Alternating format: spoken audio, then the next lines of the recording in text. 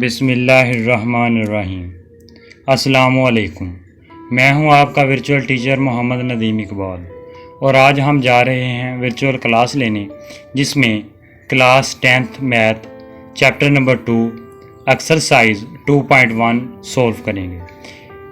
Exercise 2.1 का part 2 है जिसमें क्वेश्चन नंबर 5, 6 और 7 सॉल्व करेंगे। तो वीडियो की तरफ जाने से पहले हमारे चैनल को सब्सक्राइब करें, वीडियो को लाइक और शेयर करना हरगिज़ मत भूलें। शुक्रिया। तो आइए चलते हैं वीडियो की तरफ। Let's go.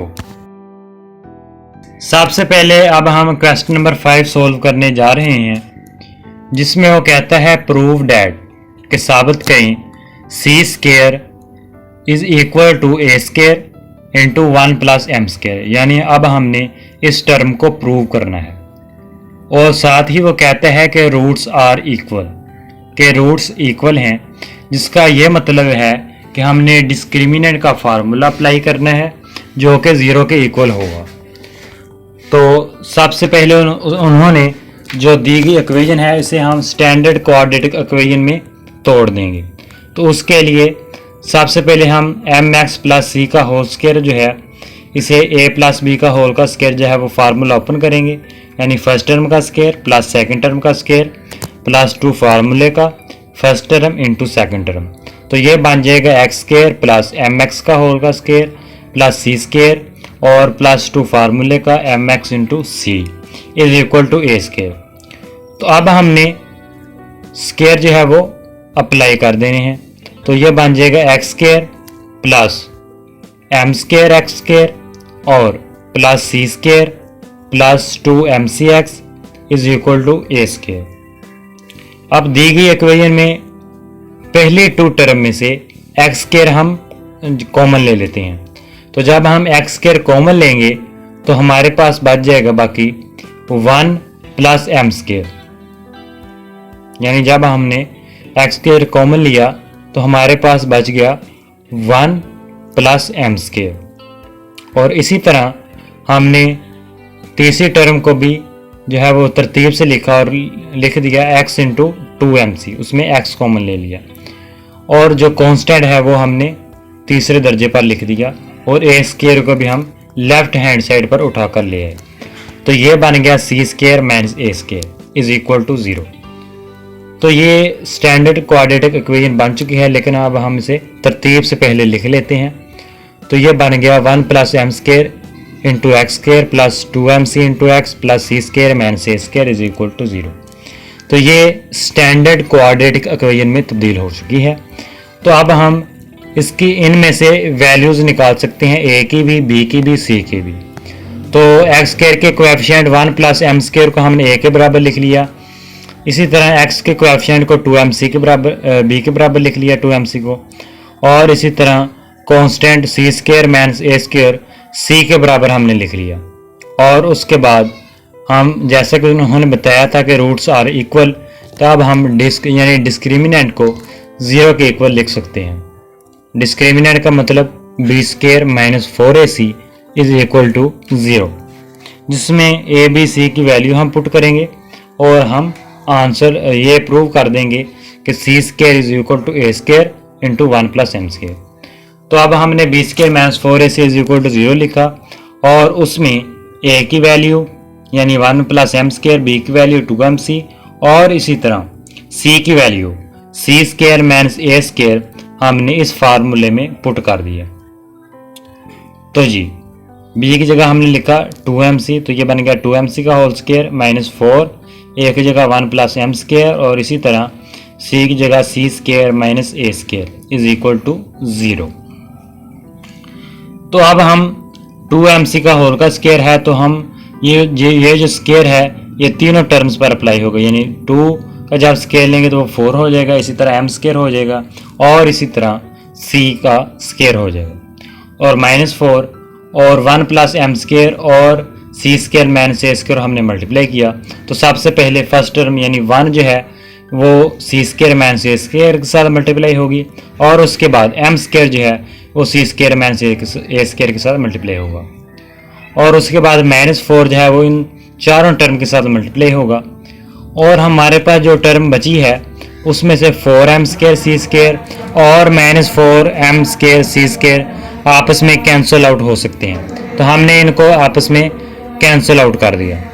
तो ये हमारे पास बच गया -4c² + 4a² + 4m² a² = 0। और अब हमने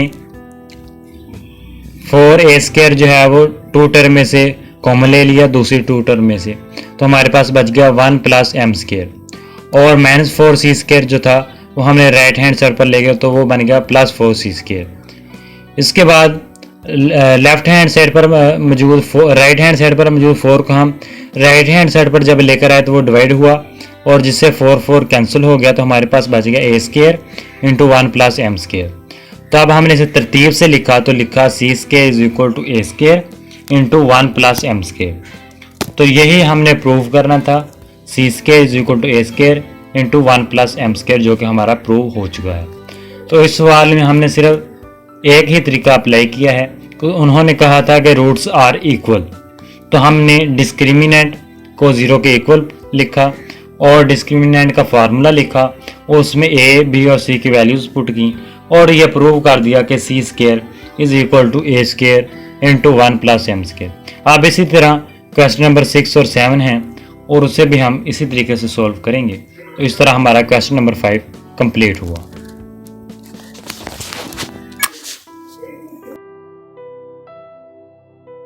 अब क्वेश्चन नंबर 5 के बाद अब हम क्वेश्चन नंबर 6 सॉल्व करने जा रहे हैं, जिसमें वो कह रहा है कि प्रूव वैल्यू के वो वैल्यू मालूम करें या साबित करें वेयर रूट्स आर इक्वल, के जहाँ रूट्स इक्वल हों।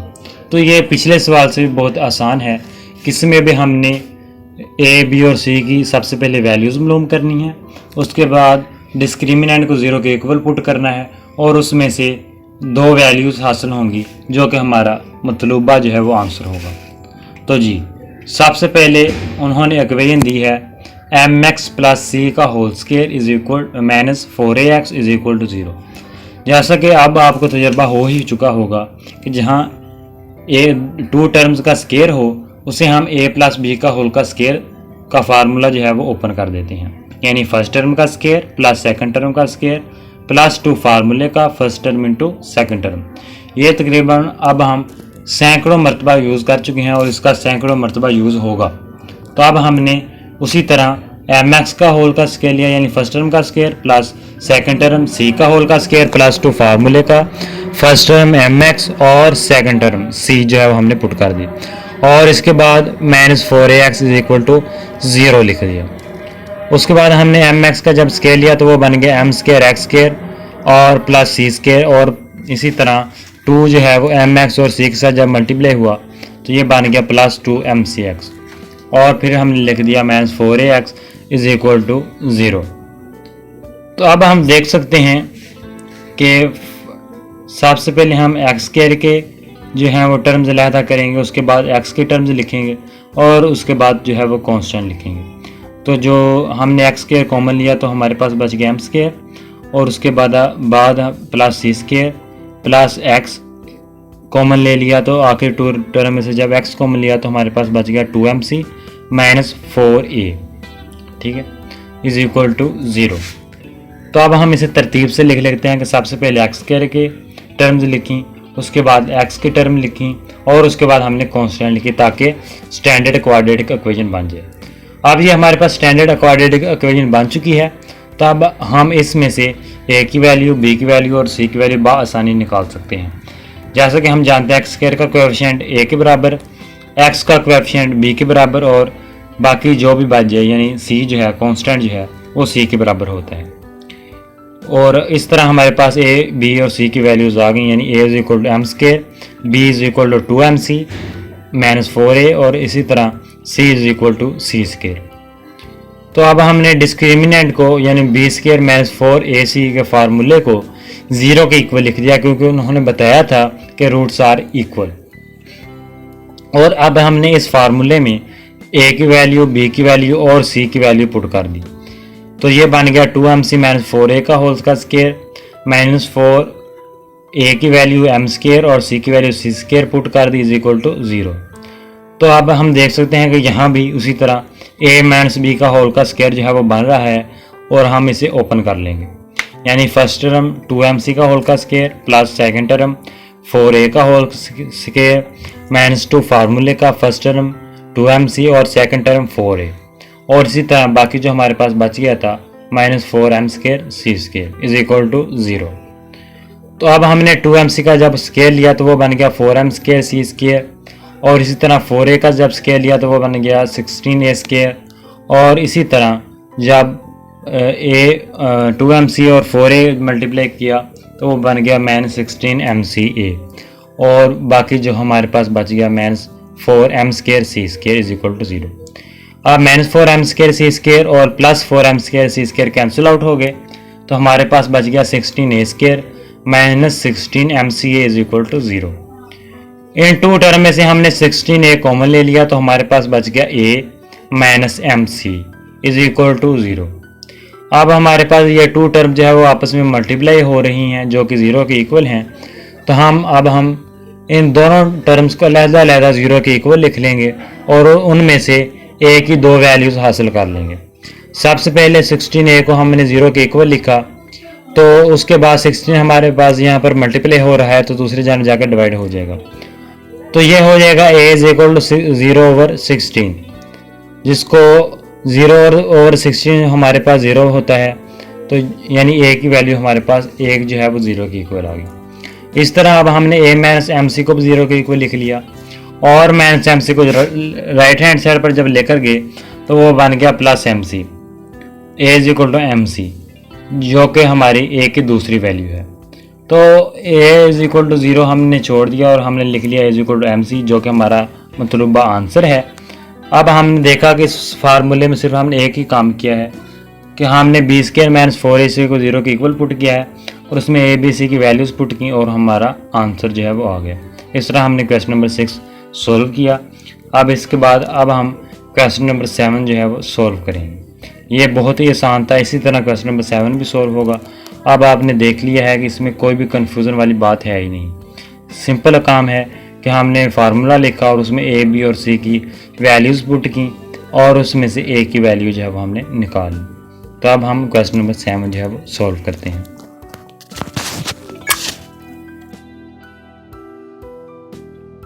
अब हम क्वेश्चन नंबर 7 जो है वो सोल्व करने जा रहे हैं, जिसमें तरीकाकार तकरीबन सेम ही होगा लेकिन आखिर पर थोड़ा सा चेंज आएगा। इसमें वो कहता है प्रूव डैट कि साबित करें a इज इक्वल टू 0 और a³ plus b³ plus c³ is equal to 3abc। इसमें भी हम उसी तरह डिस्क्रिमिनेंट को 0 के इक्वल लिखेंगे और उसमें से दो वैल्यूज़ निकालेंगे जो कि हमारी मतलूबा दी गई जो वैल्यूज़ हैं उसी के बराबर आएंगे। तो सबसे पहले अब हमने जो उन्होंने इक्वेशन दी थी वो लिख ली। अब हम देख सकते हैं कि दी गई इक्वेशन स्टैंडर्ड क्वाड्रेटिक इक्वेशन ही है, तो इसमें से हम बआसानी a की वैल्यू, b की वैल्यू और जो c की वैल्यूज़ है वो हम लिख सकते हैं। तो सबसे पहले हमने a की वैल्यू लिखी c² माइनस ab, उसके बाद b की वैल्यू लिखी हमने -2a² माइनस bc और उसके बाद हमने c की वैल्यू लिखी b² माइनस 4ac और उसके बाद हमने फार्मूला जो है b² माइनस 4ac उसे 0 के इक्वल लिख लिया। और अब हम इसमें a की वैल्यू, b की वैल्यू और c की वैल्यूज़ पुट करेंगे और उसके बाद दो वैल्यूज़ हमारे पास हासिल होंगी जो कि हमारा मतलूबा आंसर होगा। तो अब हमने a की वैल्यू, b की वैल्यू और c की वैल्यू हमने पुट कर दी। b की जगह हमने लिखा -2 इंटू a² माइनस bc का होल का square -4 into c² minus ab और इसी तरह c की value b² minus 4ac is equal to 0। तो सबसे पहले -2 का जब स्केयर लिया गया तो वो हो गया +4, उसके बाद a² माइनस b का होल का स्केयर लिख लिया और -4 लिखा और हमने अब हम c² minus ab b² minus 4a के साथ मल्टीप्लाई करवा दिया। तो ये बन गया, जब c² b² के साथ मल्टीप्लाई हुआ तो वो बन गया c² b²। इस तरह c² माइनस 4ac के साथ मल्टीप्लाई हुआ तो वो बन गया -ac³ और फिर माइनस ab b² के साथ जब मल्टीप्लाई हुआ तो वो बन गया -ab³ और प्लस इसी तरह -ab जब -4ac के साथ मल्टीप्लाई हुआ तो माइनस प्लस हुआ और 4a² bc is equal to 0 हमारे पास आ गया। उसके बाद हमने ए स्केयर माइनस बी सी का होल का स्केयर जो था उसे ओपन कर लिया, यानी फर्स्ट टर्म का स्केयर ए स्केयर का स्केयर, इस तरह सेकंड टर्म बी सी का होल का स्केयर माइनस 2 फार्मूले का फर्स्ट टर्म ए स्केयर इंटू सेकंड टर्म यानी बी सी। और उसके बाद हमने -4 जो है इन चारों टर्म के साथ मल्टीप्लाई करवा दिया, तो वो हमारे पास आ गई -4 C square B square plus 4 A C cube plus 4 A B cube और इसी तरह plus 4 A square B C is equal to 0। उसके बाद अब हमने जो है वो जो स्केयर थे वो ओपन कर लिए, 4 ए स्केयर का स्केयर ए की पावर 4 प्लस बी स्केयर सी स्केयर, इसी तरह जब मल्टीप्लाई किया गया -2 ए स्केयर इंटू बी सी को तो वो बन गया -2 ए स्केयर बी सी, और बाकी टर्म जो थी वो वैसे की वैसे आ गई। अब हमने 4 को ब्रैकेट्स में जो तीनों टर्म के साथ मल्टीप्लाई करवाया तो वो बन गई 4 ए की पावर 4 प्लस 4 बी स्केयर सी स्केयर -8 ए स्केयर बी सी, और बाकी जो टर्म्स थी वो वैसी की वैसी आ गई। इसके बाद हमने ये दो टर्म्स जो थी वो कैंसिल आउट हो गई, 4 बी स्केयर सी स्केयर और इसी तरह -4 बी स्केयर सी स्केयर ये कैंसिल आउट हो गई, और बाकी जो भी टर्म्स थी उन्हें हमने हल करने के बाद लिख लिया। तो हमारे पास जो इक्वेशन बन गई 4a की पावर 4 प्लस 4ac की power cube plus 4a B cube minus 12 A square B C is equal to 0। अब हम देख सकते हैं कि इन चारों टर्म में से 4a कॉमन लिया जा सकता है, तो अब हमने 4a कॉमन ले लिया और बाकी जो है हमारे पास बच गया a cube plus C cube plus B cube minus 3ab is equal to 0। तो इसमें ये दोनों टर्म्स आपस में मल्टीप्लाई हो रही हैं और 0 के इक्वल हैं, तो अब हम एक टर्म को 0 के इक्वल लिखेंगे और सेकंड टर्म को भी 0 के इक्वल लिख लेंगे। सबसे पहले हम 4a इज इक्वल टू 0 लिखा, 4a के साथ मल्टीप्लाई हो रहा है तो दूसरी जगह जाकर डिवाइड होगा और वो 0 बन जाएगा, यानी a इज इक्वल टू 0। इस तरह हमने एक वैल्यू मालूम कर ली जो कि हमने मालूम करनी थी, a इज इक्वल टू 0। इस तरह a cube plus C cube plus B cube minus 3ab is equal to 0 था, तो अब हम -3abc को राइट हैंड साइड पर जब लेकर जाएंगे तो वो +3abc का हो जाएगा। अब हमने a की दो वैल्यूज हमारे पास आ गई हैं जो कि हमने प्रूव करनी थी। ऊपर उन्होंने बताया था कि 0 के इक्वल प्रूव करें और a cube plus B cube plus C cube जो है वो 3abc के इक्वल प्रूव करें, तो हमने अब ये प्रूव कर दिया। अब हमने देखा इन तीनों ही क्वेश्चन नंबर 5, 6 और 7 में एक ही तरीकाकार है, लेकिन थोड़ा बहुत आखिर पर चेंज हुआ है जो हमने चेंज कर दिया। इस तरह अब हमने क्वेश्चन नंबर 5, 6 और 7 जो है बआसानी सॉल्व किया, और आइंदा आने वाली वीडियोस में क्वेश्चन नंबर 8, 9 और 10 जो है वो हम सॉल्व करेंगे, और उसमें भी तरीकाकार तकरीबन सेम ही होगा, लेकिन थोड़ा बहुत चेंज होगा, वो हम आपको बताते रहेंगे। और इस तरह अब हमारा ये वीडियो मुकम्मल हुई। वीडियो देखने का शुक्रिया, और आने वाली वीडियोस का यकीनन आपको इंतज़ार रहेगा। हम इंशाल्लाह ताला बहुत जल्द आने वाली वीडियोस भी अपलोड कर देंगे। तो थैंक यू। चैनल को सब्सक्राइब करें और वीडियो को लाइक और शेयर करना हरगिज़ मत भूलें। शुक्रिया।